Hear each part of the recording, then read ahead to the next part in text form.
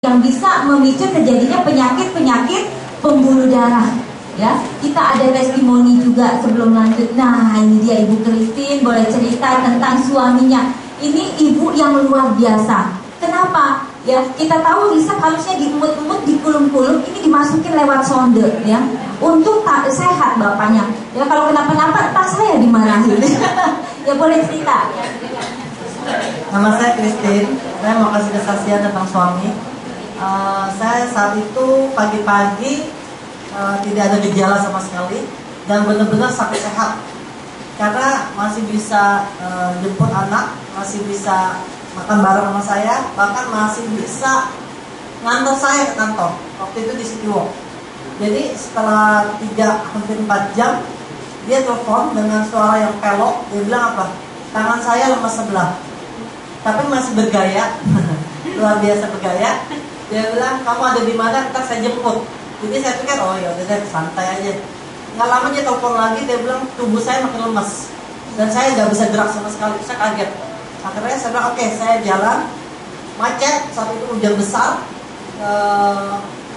Saya minta anak untuk ketemuin suami saya. Ternyata itu separuh badan, benar-benar nggak bisa gerak. Cuma saya pikir apa masih bisa berdiri gitu loh. Jadi gak lama telepon temen, anakku tuh di sekolahan gak ada jemput sampai jam 5 sore. Saya pusing. Saya bilang oke. Saya suruh anak saya pergi jemput anak yang kecil. Saya ke tempat kejadian. Dan itu susah sekali taksi. Jadi saya minta tolong orang untuk gotong kiri kanan gitu.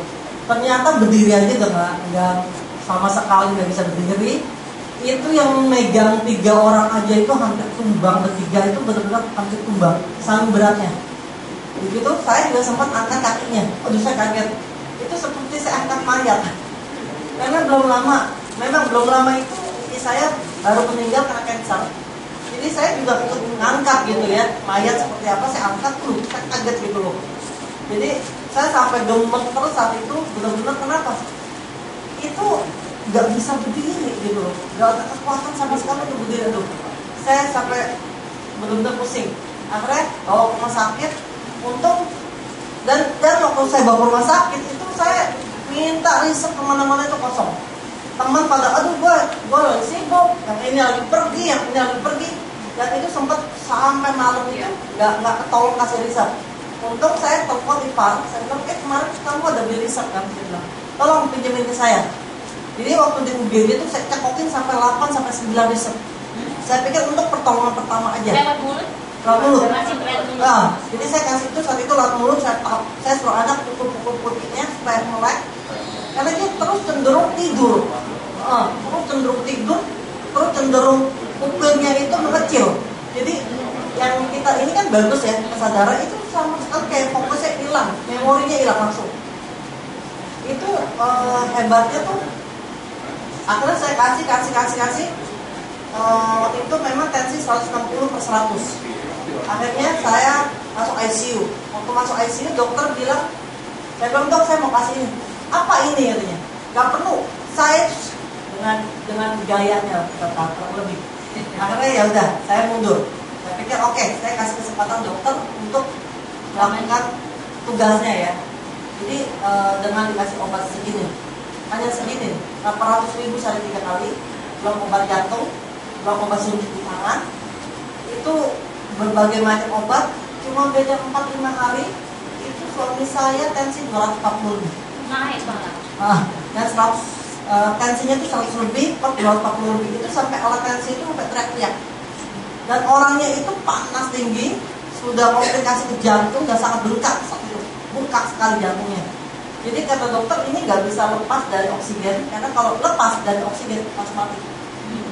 Karena dia udah seperti ikan mengap-ngap kata air. Jadi saya bilang oke, dokter pakai aja saya bilang. Akhirnya berapa hari sekali CT scan, dia harus CT scan. Dan hasilnya itu bukan membaik, memburuk. Sampai saya pikir ya, saya udah keluar duit segini banyak, obat udah segini banyak, apa gitu loh. Hasilnya mana gitu, nggak ada hasil gitu loh. Akhirnya saya beranikan diri lagi, dok saya mau kasih ini. Jangan, kalau kamu berani kasih katanya, saya lepas tangan. Waduh, saya juga takut juga. Posisi saya begitu, saya takut. Karena dia dokternya nggak mau ini, dia bilang, waduh saya takut. Akhirnya saya berdoa, Tuhan gimana dia terbaik. Akhirnya beda berapa hari lagi saya dipanggil, karena hasilnya lebih memburuk lagi, dan dokter itu bilang begini, kalau misalnya suami kamu ini nggak cepet-cepet dioperasi, kemungkinan bisa pass away. Karena dia ini emang 30 banding 70. Kalau operasi pun, itu pun bisa mati di tempat. Jadi saya pikir buat apa gitu loh. Anak masih kecil, butuh sekolah, saya pikir kan biaya itu juga nggak cukup gitu loh. Udah berapa kali 10 juta, berapa kali 10 juta. Aduh, ini benar-benar sangat benar-benar kayak lintah darat gitu rumah sakit itu. Benar. Akhirnya waktu di semi ICU, sebelum masuk semi ICU, dokter sudah panggil saya bilang gini, besok harus CT scan jam 8 pagi. Dan kalau dari hasil CT scan itu lebih memburuk lagi, itu harus ambil tindakan untuk operasi. Saya pikir di awal dokter sudah bilang operasi itu bakal mati di tempat. Itu buat apa?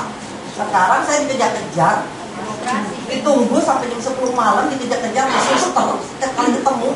Saya sampai ngumpet, dimanapun saya ngumpet, itu di belakang pintu, kayak di belakang mana, kalau ada dokter dan suster, saya ngumpet, nggak mau ketemu. Kenapa? Dia suruh saya sign untuk segera operasi. Ini saya pikir gila juga dia, udah kayak eksperimen gitu. Waduh, udah kesel juga saya saat itu. Akhirnya di Sabtu, saya sengaja datang terlambat, saya sengaja, benar-benar sengaja. Saya cuma minta sama suster, sus, saya kalau misalnya mati pun atau hidup pun, saya mau kasih riset ini. Ini hanya nutrisi dan 100% hanya buang. Kalaupun ada apa-apa, saya bertanggung jawab karena saya istrinya dan keluarganya. Dan saya minta tolong suster untuk suntik. Saat itu lewat sonde. Saat itu 4. Saya bilang, sus saya nggak mau tahu, oke tolong kasih ini 4. Besoknya kalau bisa 4 sampai 6, oke suster tolong kasih ini. Ternyata saya kaget. Saya jadi bingung ya, mau datang pagi, apa siangan, atau gimana, saya juga bingung nih ya.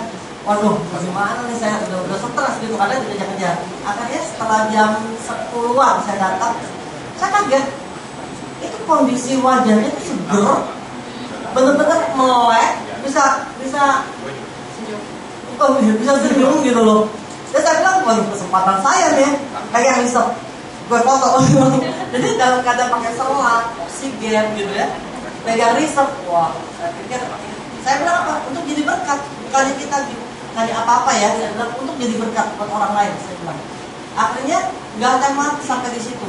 Yang tadinya tubuhnya 100% nggak bisa miring, nggak bisa gerak, nggak bisa garuk, nggak bisa apa-apain.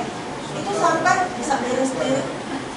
Itu dokter kaget dari 1 sampai 3. Biasanya pakai dokter ahli syaraf yang khusus terapi tangan, dokter ahli bedah otak, sama dokter internis, kepala rumah sakit internis Puspada, saya ketandai. Dan semua 3 dokter itu sampai bingung, saling menyalahkan, nggak tahu ya karena apa ya, karena obat apa ya. Waduh, saya melihat mereka nih saling menyalahkan gitu loh, obatnya kekerasan ini kah, atau ini. Bahkan saya sampai, dalam hati saya gawat, saya bilang sus saya nggak mau tahu, kalau kasihin. Ternyata setelah 2 hari itu bisa berfungsi mulutnya. Yang 100% mulut itu sudah tidak berfungsi, bisa berfungsi lewat mulut. Minum riset. Saya cakokin sehari itu 6 sampai 8. Dan bilang nggak minum awas saya bilang. Saya ancam suaminya. Pakai mulut tak? Saya ancam. Habis kan biaya loh. Kita harus pikir biaya itu nggak main-main loh. Ciluk mbak dokter aja itu mesti bayar. Nggak main-main. Kita kering panggil dokter suster itu bukannya gratis, biaya itu semua biaya. Jadi saya bilang sus tolong kasihin. Bahkan yang hebat itu benar-benar sampai teman-teman saya yang kita yang senasib ya, tidur di ubin gitu ya, benar-benar tidur di ubin setiap hari lihat kondisi makin hari keluarga bukannya membaik. Sampai saya panggil semuanya itu teman-teman, saya bilang kamu lihat, karena mereka tahu kan kondisinya, ya sama-sama akhirnya bisa miring sendiri. Udah gitu yang hebat, dikritik sama dokter, itu kaki bisa narik sampai begini. Jari sama sekali nggak bisa. Yang hebat bukan hanya itunya, tangan dia bisa naik begini. Itu di depan para 3 dokter. Waduh, saya pikir luar biasa banget kan. Akhirnya itu cuma hitungan hari, benar-benar hitungan hari. 2, 3, 4, dan hebatnya itu selang copot, oksigen copot, jantungnya pulih. Jadi bukan hanya stroke-nya ya. Dan hebatnya itu dia punya peradangan di otak itu 40% cepat, hitungan hari pulihnya. Jadi saya pikir wow, luar biasa sekali gitu loh. Akhirnya dia semua lepas, sampai saya udah diusir dari ICU. Saya bilang saya di ICU, saya bilang saya nggak mau, saya mau di sini aja. Saya bilang saya nggak mau di kamar biasa. Akhirnya biarin, saya bilang, karena beda cuma berapa sama kamar biasa. Akhirnya dokternya bilang gini, hebat ya, bisa duduk berjam-jam. Padahal untuk orang stroke itu 5,5 jam aja setengah mati itu. Untuk angkat kepala itu luar biasa. Ini bisa sejam, 2 jam, dipaksa duduk. Oke, santai aja gitu. Itu hebatnya. Dan itu tentang suami ya. Belum lama ini, kemarin, ini kesaksian saya pribadi.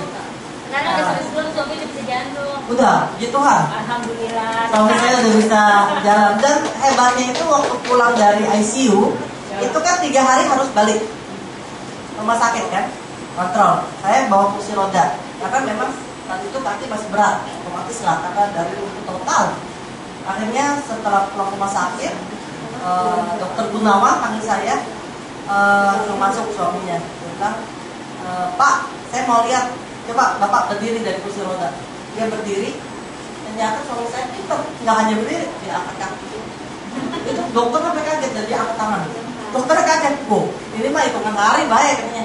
Ini hitungan bulan udah sembuh. Oh, luar biasa. Itu benar-benar kita harus jadi berkat, bukan hanya sekedar uang. Karena apa? Produk itu berbicara dan tolong orang. Itu yang paling penting. Karena itu paling mulia bagi saya. Dan saya juga bersyukur, nggak hanya suami saya yang saya tolong, itu dari beberapa teman yang diabetes yang harusnya sudah diamputasi itu sampai nggak jadi, bahkan yang sudah komplikasi di jantung, komplikasi ke paru-paru, itu sekarang lepas. Tapi bukan saya yang suruh, karena apa? Dari hasil lab, karena mereka taat dan melihat suami saya ya hasil, sampai sekarang berhubungan sampai teman gitu ya, teman yang selama sama-sama di ICU sadar, semuanya tertolong. Begitu saya boleh kasih yang pribadi ya. Kemarin ini saya mungkin karena kecapean sekali, udah gitu karena juga mau ngirit naik busway dan nunggu sampai berjam-jam dengan hati kesel gitu ya, pikir mau murah meriah. Saya juga kerja kadang dari siang sampai jam 11, hampir setiap hari saat itu. Dan mungkin makan juga karena saya juga nggak teratur. Jadi saat itu saya benar-benar waktu pemilu itu pas pencoblosan pemilu, saya mata melek, itu jantung saya sakit dan benar-benar seperti mau pecah jantungnya. Itu detak jantungnya itu sampai buk. Dan itu saya bisa keringetan itu dari kepala sampai kaki itu lucu. Baju itu sebentar habis. Waduh, saya pikir mati nih, saya bisa mati nih, karena benar-benar lemas. Tangan buat flash aja saya nggak bisa. Itu mau jalan aja saya itu sampai gimana ya, sampai merambat gitu. Waduh, saya pikir mati deh, jantung gitu ya. Dan sakitnya itu dari tulang muka, tulang sini, tulang telapak tangan, tulang rusuk, tulang dada, terutama itu jantung seperti mau dipecahin. Itu sakitnya luar biasa. Saya terus minum risep, bukannya memang nggak berguna, bukannya nggak ada hasil, tapi memang kita harus ngerti bahwa risep itu dia nutrisi, dia bukan obat. Kita memang butuh obat. Jadi, tapi yang kita butuhkan yaitu apa? Kita harus kejar dari kerusakan sel itu supaya apa? Dia bisa regenerasi, dan dari sel yang mati yang rusak itu yang harus cepat di-repair. Jadi saya dengan percaya gitu ya, saya minum sampai 9 saset saat itu, sampai 9-10 saset lah saya minum. Itu saya memang dia tidak langsung gitu ya, tidak langsung bekerja. Akhirnya saya bilang, waduh, saya nggak bisa nih, saya harus ke dokter. Akhirnya saya saat itu ke dokter, dan dokter bilang, waduh, kalau misalnya telat kondisi saya tanpa bantu riset, mungkin saat itu saya udah mati. Jadi dokter bilang, kamu hebat ya, kok bisa gitu, bisa melewati dari pagi sampai jam 6:30 baru ke dokter dengan detak jantung yang luar biasa hebat, juga dengan tensi 140/90. Jadi dia bilang, kata dokter, kondisi kamu itu bagus staminanya. Kalau enggak, kamu pasti mati. Udah gitu dia bilang ini, kamu kena virus. Dia bilang gitu, kamu bukan penyakit, kamu kena virus pneumonia. Saya bilang, pneumonia tuh apa dok? Saya bilang, kan suami, jadi dokter itu suami istri teman baikku. Dia bilang itu dari perpaduan nyamuk malaria dengan nyamuk demam berdarah. Dan itu lebih jahat daripada demam berdarah sebenarnya. Dan seharusnya kamu tuh seharusnya lumpuh, nggak bisa jalan. Kok hebat ya kamu bisa jalan? Itu dokter udah bingung gitu. Kok bisa jalan gitu? Udah gitu, memang saat itu saya pucat sekali. Tapi setelah saya suntik, itu hebat. Itu respiratornya benar-benar bekerja, benar-benar nggak sia-sia yang kita minum. Itu yang telapak saya benar-benar dari setiap sendi itu sakit. Itu perlahan